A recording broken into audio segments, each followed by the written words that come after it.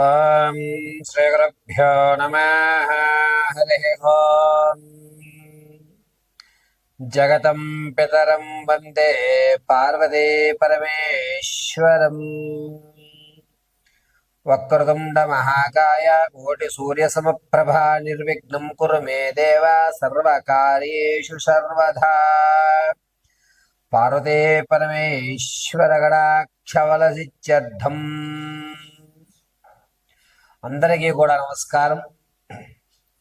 నూతన సంవత్సరమనే కాదు, ప్రతి సంవత్సరంలో కూడా గోచార రీత్యా కానీ వ్యక్తికరమైనటువంటి జాతకంలో కానీ ఏ గ్రహాలు ఉన్నతమైన స్థాయిలో ఉన్నా, ఏ స్థితిగతులు మనకు మారుతున్నా, చాలా మంది అనేక మంది జ్యోతిష్యులకు చూపించి తమ జాతకంలో దోషాలు పరిష్కారాలు ఆలోచిస్తున్నా సరే ఎవ్వరికి అంతుపట్టకుండా తన ఆర్థిక స్థితి దిగజారుతూ ఉన్నతమైన స్థితిగతులన్నీ కూడా తారుమారవుతూ బళ్ళు వాడలు వాడలు బళ్ళుగా మారుతూ, అరే ఒకప్పుడు నేను రాజులా బతికేవాడిని, నా దగ్గర 10 మంది తినేవారు, అందరూ నన్ను మోసం చేస్తున్నారే, నేను 10 మందికి పెట్టే చెయ్యే తప్ప ఎక్కడా కూడా ఎవ్వరికి నేను అన్యాయం చేయలేదు, అటువంటి నాకే నా జాతకంలోనే ఎందుకు ఇన్ని విపత్తులు జరుగుతున్నాయి, ఈ రోజున ఆర్థిక పరిస్థితి ఇది ఇంత దిగజారడానికి కారణం ఏమిటి అని అనేక మంది జ్యోతిష్యుల్ని మీరు సంప్రదించిన, ఎన్ని యజ్ఞ యాగాది దేవాలయ క్షేత్రాలు దర్శనం చేసిన మీ స్థితిగతులు మారకపోవడానికి ప్రధాన కారణం అనేటువంటిది ఒకటి ఉంటుంది. ఆ ప్రధాన కారణమే నరఘోష. ఈ నరఘోష అనేటువంటిది ఏమిటి? జాతకం ఎంత అభివృద్ధిలో ఉన్నా సరే మన స్థితిలో ఎందుకు తప్పుడడుగులు వేస్తున్నాము అనేది ప్రధాన కారణం ఏమిటంటే ఈ ఘోషా పరిమాణమే. మన శాస్త్రాల్లో కూడా నరఘోషకి నాపరాలున్నా సరే బద్దలైపోతాయి అనేటువంటి సామెత ఉంటుంది. అసలు ఈ నరఘోష అంటే ఏమిటి? ఈ నరఘోష నుంచి మనం ఏ విధంగా తప్పించుకోవాలి? నరఘోష పోవడానికి చాలా మంది గుమ్మడికాయ కడుతుంటారు, నిమ్మకాయలు కడుతుంటారు, అదేవిధంగా పచ్చిమిరపకాయ నిమ్మకాయ ధారంగా చేసి కడుతుంటారు. అసలు ఏమి కడితే నరఘోష పోతుంది గురువు గారు? వాటి గురించి మనం పరిశీలన చేద్దాం. నేను చెప్తున్నది ఖచ్చితంగా చెప్తున్నాను, 100% ఏ ఇంట అయితే నరఘోష ఉంది అని మీరు బాధపడుతున్నారో, ఎవరైతే స్థితిగతులు మారడం లేదు అని బాధపడుతున్నారో, అయ్యా మేము ఆర్థికంగా దిగజారిపోతున్నాము, మాకు సరైన మార్గం కనిపించే విధంగా చూడండి గురువు గారని ఎవరైతే అనుకుంటున్నారో వారికి నేను చెప్పే రెమెడీస్ ఖచ్చితంగా పనిచేస్తాయి. అద్భుతమైన ఫలితాలు మీకు ఇవ్వడం జరుగుతుంది. వాస్తవానికి నరఘోష అనేటువంటిది ఏ విధంగా ప్రారంభమవుతుంది అంటే, కొంతమంది వ్యక్తులు మనతో పాటు ఉంటూ అమ్మవారి అనుగ్రహం కలిగి అతని జాతకం ప్రభావం వల్ల ఒక ప్రమోషన్ రావడం, లేదా సెకండ్ ఇన్కమ్ జనరేట్ అవ్వడం, లేదా భార్యాభర్తలు కానీ బంధువర్గాల్లో కానీ నేను సపోర్ట్ ఉంటాను బిజినెస్ పెట్టు అని చెప్పి అతను బిజినెస్లోకి రావడం జరుగుతుంది. బిజినెస్లోకి వచ్చిన తర్వాత ఆ వాతావరణానికి అనుకూలంగా ఇతను తన డ్రెస్ సెన్స్ అనేటువంటిది మారుస్తాడు, ఆహార్యం మారుస్తూ ఉంటాడు, ఆకరణ మారుస్తాడు, మాట తీరు మార్చుకోవడం జరుగుతుంది. దీంతో మనతో పాటు తిరిగిన వాడు నిన్నటి వరకు మనలా ఉండి ఇప్పుడు అతను ఉన్నతంగా మారిపోతున్నాడే అని ఈర్ష అనేటువంటిది ముందు ప్రబలుతుంది. ఎందుకంటే మనం ఒక బిజినెస్ కానీ, ఒక వ్యాపారం కానీ, లేదంటే కనుక ఒక ఉద్యోగం కానీ ఏర్పడిన తర్వాత కొంత టైం ఆ పీరియడ్కి ఇవ్వాల్సి వస్తుంది. అంతేగాని ఇంతకు ముందు తిరిగినటువంటి స్నేహితులతో తిరగడానికి ఉండదు. వీడు మనల్ని పట్టించుకోవడం మానేశాడు అని ఆ వాడి మీద వీడు గొప్పడైపోతాడు అనుకుంటున్నారా, వీడు నాకన్నా గొప్పడైపోదాం అనుకుంటున్నాడా అనేటువంటి ఈర్ష ప్రారంభమయ్యి పదే పదే పదే ఆడు బాగోకూడదు, ఆడు కూడా మనతోటే తిరగాలి, ఆడు ఎప్పుడు మనతోటే ఉండాలి, ఏంటాడు ఈరోజు బిజినెస్ పెడితే కుమ్ములు వచ్చేసాయా అనేటువంటి దాంతో ప్రారంభమైనదే నరఘోష. ఒక వ్యక్తిని నాశనాన్ని 10-15 సార్లు రోజుకి తలుచుకుంటూ ఉండడం వల్ల జరిగేటువంటి ప్రకరణ. ఇది నరఘోషకి బీజం. సరే గురుగారు, మరి అలా అనుకుంటే మరి మనకు ఎదగాలి కదా, ఆ ఘోష నుంచి ఏ విధంగా తప్పించుకోవాలి అని అంటే, మొట్టమొదటగా మనం అభివృద్ధి చెందాలి అనుకుంటున్నప్పుడు దైవానుగ్రహానికి సంబంధించినటువంటి మంత్ర జపాన్ని కానీ, లేదా మీరు స్థితి మార్చుకోవాలనుకున్నప్పుడు ఇంట్లో ఆవు పిడకతో దాసిన చెక్క, ఇలాచి, మిరియాలు బాగా దంచి పచ్చకర్పూరము, తులసి పువ్వు వీటితో పొగ వేయాలి. ఈ పొగ వేయడం వల్ల మీ మీద ఈర్ష అనేటువంటిది ఎదుటి వ్యక్తికి రాదు. మీతో పోలే బాగుపడదా అనుకుంటున్నాడు, వాడు బాగుపడ్డాడు అనుకో, నన్ను కూడా పార్ట్నర్ చేసుకుంటాడు, నాకు ఒక అవకాశం కల్పిస్తాడు. ఈ విధంగా మారే అవకాశం మన ఇంటి వాతావరణం మనకి కలగజేస్తుంది. ఇది మొట్టమొదటిగా జరిగేది. 2, ఎప్పుడైతే ఈర్ష అనేటువంటిది లేదో అప్పుడు మన గురించి మిగిలిన వాళ్ళందరూ కూడా పాజిటివ్గా ఆలోచించడం మొదలు పెడతారు. ఇక ఘోష వచ్చింది, గురుగారు మేము ఇంతకుముందు బాగా సంపాదించామండి, ఈ మధ్య వాళ్ళు వీళ్ళు అబ్బో మీదేంటి ఇలా జరుగుతోంది అని చెప్పి ఏడుపు ఎక్కువైపోయిందండి అంటారు. అప్పుడు ఏం చెయ్యాలి అంటే, గుమ్మడికాయ కట్టకూడదు. గుమ్మడికాయ కట్టిన తర్వాత 6 నెలల్లోనూ 3 నెలల్లోనూ కులిపోతూ ఉంటాయి. అప్పుడు ఘోష, మనకి నరఘోష ఎక్కువైంది అనేది మనం ఐడెంటిఫై చేయాలి. అది ఒక చిన్న సాంకేతం. మన ఇంట్లో నెగిటివ్ ఎనర్జీ ప్రారంభమైంది అనేది ఎలా తెలుసుకుంటాం? గుమ్మడికాయ అనేటువంటిది కుళ్ళిపోయినా, వాటర్ కిందకి జారిపోయినా దానితో ఇది ఇంట్లో ఏదో జరుగుతోంది అని శ్రీకారం. దానికి రెమెడీ ఏమిటి అంటే, పట్టిక తెచ్చుకోండి.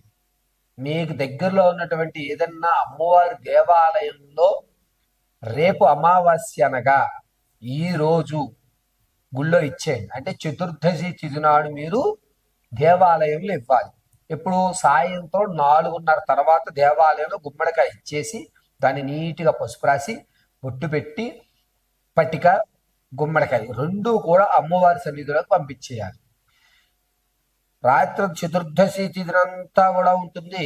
ఆ అమావాస్య రోజు చక్కగా స్నానం చేసి దేవాలయానికి వెళ్ళి అమ్మవారి దగ్గర ఉన్న కుంకుమ, ఈ పట్టిక, ఆ గుమ్మడికాయ 3 కూడా ఉదయం 9:30 నుంచి 11 లోపు తెచ్చుకోవాలి. తెచ్చుకుని గుమ్మడికాయని కట్టద్దు. గుమ్మడికాయని గుమ్మం బయటగా ఒక పక్కగా పెట్టుకోండి. ఈ పట్టిక మాత్రం కనబడే విధంగా కట్టి అందరి పసుపు కుంకుమతోటి, అమ్మవారి దగ్గర నుంచి తెచ్చిన కుంకుమతోటి కూడా చక్కగా రంగరించి, నెయ్యి వేసి రంగరించి ఓంకారం రాసి పైన పెట్టుకోండి. జీడి గింజ, అదేవిధంగా తామర పూస, తదుపరి గురువింద గింజ, ఎర్రటి గురువింద గింజలు, ఈ 4 వస్తువులు చిన్న మూట కింద కట్టి ఈ పట్టికకి కట్టినటువంటి దారానికి మనం కట్టుకున్నట్లయితే 190% నరఘోష ఉండదు. ఇది ఖచ్చితం. మరి బయట పెట్టిన గుమ్మడికాయ ఏం చేయాలి గురుగారు? ఈ రోజు ఉంచుకుని తదుపరి రోజు ఆ గుమ్మడికాయ మీద పచ్చకర్పూరం పెట్టి ఇల్లంతా తిరిగి ఆ గుమ్మడికాయని కొట్టేయాల్సిందే. ఇలా చేయడం వల్ల నరఘోష అనేటువంటిది ఖచ్చితంగా పోతుంది. జాతక పర్యంతం అంతా కూడా క్షేమదాయకంగా ఉన్న తర్వాత కూడా మేషం నుంచి మొదలు పెట్టుకుని మీనరాశి వరకు అనేక ఇబ్బందులు పడటానికి ప్రధాన కారణంగా నరఘోషను కూడా మనం చెప్తూ ఉంటాం. అయితే ఏ రాశి వారు నరఘోష ప్రభావం నాకు ఉంది అని భావిస్తున్నారో ఆ రాశి వారు ఏ దేవాలయాన్ని దర్శనం చేసుకోవాలి, ఏ మంత్రాన్ని మనం పట్టించుకుంటే ఈ నరఘోష నుంచి బయటపడతాము అనే విషయం మనం పరిశీలన చేసుకుందాం. మొట్టమొదటగా మేషరాశి వారు నరఘోష పరిమాణం ఎక్కువగా ఉంటే గనక, అంటే ఆ రాశి గణంలో ఉన్నటువంటి వారి నరఘోష నాకు బాగా ఎక్కువగా అనిపిస్తోంది గురుగారు, ఈ మధ్య నీరసం అవుతోంది, అనుకున్న పనులు అవ్వడం లేదు అని ఎవరైతే మేషరాశి వారు అనుకుంటున్నారో వారు ఖచ్చితంగా శివాలయ దర్శనం శివాలయంలో చండీ ప్రదక్షిణ 21 రోజులు ఖచ్చితంగా చండీ ప్రదక్షిణ చేస్తూ, ఆ చండీ ప్రదక్షిణ చేసేటువంటి సమయంలో బిల్వపత్రులు 11 బిల్వాలు చేతిలో పెట్టుకుని త్రయంబకేశ్వరాయ నమ, త్రయంబకేశ్వరాయ నమ, త్రయంబకేశ్వరాయ నమ అంటూ 21 చండీ ప్రదక్షిణ గావించి, ఆ తదనంతరం ఈ బిల్వాలను తీసుకువెళ్ళి స్వామివారి పాదాల దగ్గర పెట్టి నమస్కారం చేసుకుని, అక్కడ అభిషేకం పూర్తయిన తర్వాత భస్మాభిషేకం చేసినటువంటి భస్మాన్ని తెచ్చుకుని నుదుట పెట్టుకుంటే కనుక మేషరాశి వారికి నరఘోష పరిమాణం ఉండదు.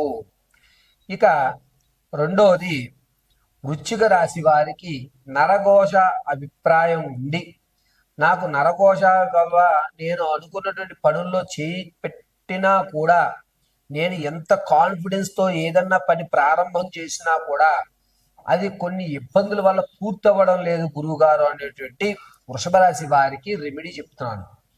వృషభ రాశి వారు ఖచ్చితంగా అమ్మవారి దేవాలయంలో మీరు ఒక దానిమ్మకాయ తీసుకుని, ఆ దానిమ్మకాయని ఒలిచి గింజలు ఉంటాయి కదండి, ఆ గింజలతోటి అమ్మవారి అభిముఖంగా ఒక పళ్ళెంలో తాంబూల పూరస్మేర వదనే రక్షమాం, తాంబూల పూరస్మేర వదనే రక్షమాం, తాంబూల పూరస్మేర వదనే రక్షమాం అని చెప్పి, తాంబూల చరణం చేస్తున్నటువంటి అమ్మవారు ఏ విధంగా ఉంటుందో ఆ విధంగా భావించుకుని, ఈ దానిమ్మ గింజల్ని ఒక్కొక్కటిగా తాంబూల పూరస్మేర వదనే నమో నమః అంటూ ఒక పళ్ళెంలో ఉంచి, ఆ పళ్ళాన్ని అమ్మవారికి నైవేద్యంగా సమర్పించి ఆ పదార్థాన్ని మీరు స్వీకరించండి. ఇలా రోజు చేయాలి. ఈ వృషభ రాశి వారు అమ్మవారి ధ్యానం చేస్తున్నప్పుడు సాయంత్రం వేళ భోజనం పనికిరాదు. ఇలా చేస్తే కనుక 2026లో వృషభ రాశి వారికి అద్భుతంగా కలిసి వస్తుంది. నరఘోష అనేటువంటిది దూరం అవుతుంది. ఇక మిథున రాశి వారి విషయానికి వస్తే, ధనుసు రాశి వారు, గురుగారు ఈ సంవత్సరమైనా మేము ఆర్థికంగా నిలబడడానికి కానీ, లేదా మా కోర్టు వ్యవస్థలు తీరి అప్పుల బాధలు తీరి మాకంటూ ఒక ఉన్నతమైన స్థాయి ఏర్పడేటువంటి మార్గాలు కానీ ఏమన్నా ఉన్నాయా అనేటువంటి అనేకమైనటువంటి ప్రశ్నలు కింద కామెంట్ బాక్స్లో వస్తున్నాయి. వారి కొరకు చిన్న రెమెడీలు చెప్పడం జరుగుతుంది. ఈ ధనుసు రాశి వారు ఈ సంవత్సరం అంతా కూడాను అమ్మవారి ఆరాధన చేయడం, అందులోనూ కాళీ ఆరాధన చేయడం కానీ లేదా దుర్గాదేవి ఆరాధన కానీ కలిసి వస్తుంది. మీ స్థితి మారాలి అనుకుంటే కనుక ఎర్రటి మందారాలతో దుర్గాదేవి ఆరాధన, ఓం ఐం సౌహు దుర్గాయై నమః అనేటువంటి మహామంత్రాన్ని రోజు 108 సార్లు పఠించడం, మీ ఇంట్లో ఉన్నటువంటి దుర్గాదేవి అమ్మవారి ఫోటో ఎదురుకుండా కొబ్బరి నూనెతో శుక్రవారం రోజున దీపారాధన చేయండి. అదేవిధంగా ఎర్రటి మాలని మీరు ధరిస్తే కనుక మీకు అద్భుతమైన ఫలితాలు లభిస్తూ ఉంటాయి. నరఘోష అనేటువంటిది ఈ ధనుసు రాశి వారి నుంచి దూరం అవ్వాలి అనుకుంటే, ప్రతి ఆదివారం రోజు తీపి బూందీ నైవేద్యంగా సమర్పించి, ఆ తీపి బూందీని ఏదన్నా జీవులకి అంటే కుక్కలకు కానీ లేకపోతే చుట్టు మొదట్లో కానీ చీమలకు కానీ ఇలా విరజిమ్మడం వల్ల నరఘోష అనేటువంటిది పోతుంది. పైగా ఈ ధనుసు రాశిలో ఉన్నటువంటి వారికి వచ్చేటువంటి ఫిబ్రవరి 28వ తారీఖు నుంచి కూడా కలిసి వచ్చేటువంటి మార్గాలు ఏర్పడుతున్నాయి. ఈ అవకాశానికి దైవానుగ్రహం తోడైతే కనుక అద్భుతమైన ఫలితాలు మీరు చూడడం జరుగుతుంది. ఈ సంవత్సరం అంతా కూడా దుర్గాదేవి ఆరాధన మించినటువంటి ఆరాధన ధనుసు రాశి వారికి లేదు. కుదిరితే సమయాను అనుకూలంగా మీరు విజయవాడ దుర్గాదేవి దర్శనం చేసుకోవడం, అందులో శుక్రవారం కనుక ధనుసు రాశి వారు దుర్గాదేవి దర్శనం చేయగలిగితే అద్భుతమైన ఫలితాలు అమ్మవారు మీకు కలగజేస్తూ ఉంటుంది. అంతేకాకుండా మీ ఆర్థిక స్థితిని మారేటువంటి అవకాశం కూడా లభిస్తూ ఉంటుంది. ఈ దుర్గాదేవి ఆరాధన చేయడం వల్ల ధనుసు రాశి వారికి వచ్చేటువంటి మార్చి 18వ తారీఖు తర్వాత నుంచి మీ జీవితంలో కొత్త పరిచయాలు ఏర్పడి ఆనంద శుభ కార్యక్రమాల్లో విరివిగా పాల్గొని మీకంటూ ఒక స్థాయి అనేటువంటిది ఏర్పడుతూ ఉంటుంది. కాబట్టి ధనుసు రాశి వారు మీ జాతక పర్యంతంలో ఏ గ్రహస్థితి ఎలా ఉన్నా సరే ఖచ్చితంగా దుర్గాదేవి ఆరాధన మాత్రం చేయండి. పైగా మీ నరఘోష కానీ శరీరంలో కానీ లేదా ఇంట్లో కానీ మనశ్శాంతి లేకపోతే ఆ మనశ్శాంతి అనేటువంటిది కలుగుతూ ఉంటుంది. శుక్రవారం రోజు ధనుసు రాశి వారు సాయం సంధ్య వేళ మాత్రం అల్పాహారం భుజించండి. అమ్మవారి అనుగ్రహం కలుగుతుంది.